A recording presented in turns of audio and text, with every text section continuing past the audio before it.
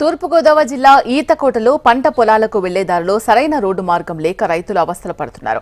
Road నిర్మించాలని ప్రభుత్వాన్ని కోరుతున్నారు రైతులు. మండలంలోని ఈతకోట గ్రామంలో పాత సెంటర్ సమీపంలోని గోరింకల కాలువ డ్రైన్ మీదుగా పంట పొలాలకు వెళ్లే పూజరపాలెం వెళ్లేదారిపై కాలువగడ్డు రూట్లు గండిపడడంతో రైతులు అనేక ఇబ్బందులు ఎదుర్కొంటున్నారు. వెంటనే ఈ కాలువపై బ్రిడ్జ్ నిర్మించాలని రైతులు కోరుతున్నారు.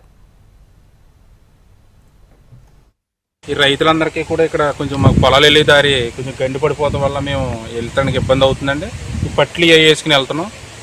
గత ప్రభుత్వంలో ప్రజాప్రతినిధులకి చెప్పడం జరిగిందండి, అదంతా శూన్యం అయిందండి.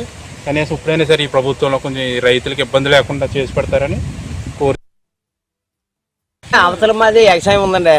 వ్యవసాయం ఉంటే కాలువ కొట్టుని మేము వెళ్ళడానికి మాకు ఇబ్బంది అవుతుంది కదండి. మరి ఒకసారి పిటిషన్లు పెట్టాము ఎన్నో గత ప్రభుత్వంలోని. ఇప్పుడు ఏది సొంతం లేదండి మాకు అసలు.